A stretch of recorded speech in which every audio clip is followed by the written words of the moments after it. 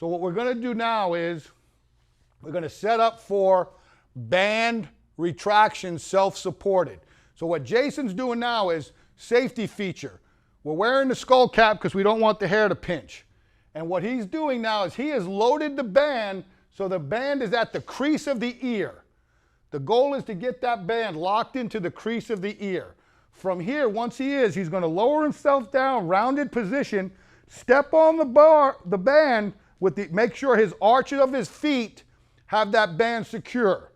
From here, he's going to raise up slightly and lock into what I call a posture neck position with arms extended. Now we have the capability we have the resistance needed. From here, once he's set, he's going to let the head flow in a protracted position, and now he's going to push back into the resistance, and now we have self-supported band retraction. I love this because he's got to brace the core, he's getting shoulder stabilization in a quasi-iso hold, and he's gotten a really good position to work that band and work the retraction part of the neck. This again, crucial little movements that we don't talk enough about. This is outside the traditional norm time. Now we're going to go into our protraction work.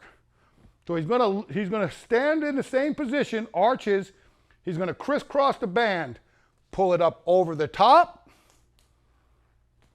load it into that safe, effective crease position, load the forehead, get that thing in the crease. Then he's going to secure the band low in between the legs. So now he's going to have that good, what I would call athletic type of position here. Open up the base here a little bit, knees out, pushing out. Now he's going to start retracted, so he's going to pull the head back to start, and now he's going to push the chin forward. Chin stays balanced, and then he comes back. Now we're working band protraction, self-supported. 10 to 15 reps. And again, depending on how you write programs, I'm big into volume accumulation. Week 1, 10s, week 2, 12s, week 3, 15s. Good. Now, we're just going to have them stay here for the next one. Because now what we're going to do is, we're going to do our self-supported, banded lateral rotation. So now that he's got locked in as a coach, great ear position here, creased. So now what he's going to do is, he's going to use this as a quasi-iso hold, and now he's going to start by rotating to me first. So he's going to go rotate, and he's going to feel, generally here, your goal is, as the athlete, is watch the safety zone. Yep. If you move too far, it may pop off the crease. So that's where the coach has got to be watching visually, and the athlete's got to feel if the band's moving. So it's not a could not be a super big range of motion. It's what the athlete's capable of doing by securing the neck in the proper position. And then remember, it's 10 reps, but it's really 20 total reps because we're going right and left is 1 rep. Last one. Good. We now would go, if we're in the weight room now, what we would do is we'd go into, and we would use some support, and we'll do a traditional horizontal retraction shrug. So now we're going to loop it, just a small loop around. He's going to walk back to get good tension where it starts him in a protracted phase. And now again, cue up here, squeeze. 10 to 15.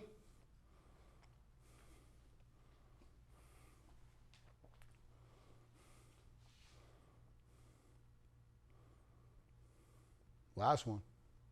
Good. If we're in training camp and we're not in the weight room, like I said, and we want to continue to do everything outside, here would be the substitute for the retraction horizontal. He's now going to do a bent over retraction shrug with band. So what I want you to do, Jason, I'm going to talk you through it. I want you to set this up like we did the regular shrug that we did earlier. Okay. So we're going to set up exactly like we did the standard shrug.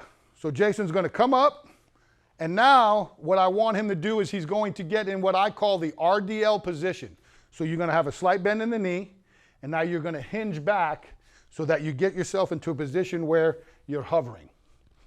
Maybe a little bit more forwardly, right in there. Now we're going to do our retraction shrug self-supported. So now just retract.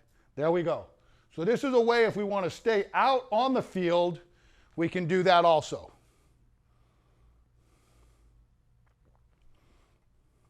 Feel that? Mm-hmm. Good.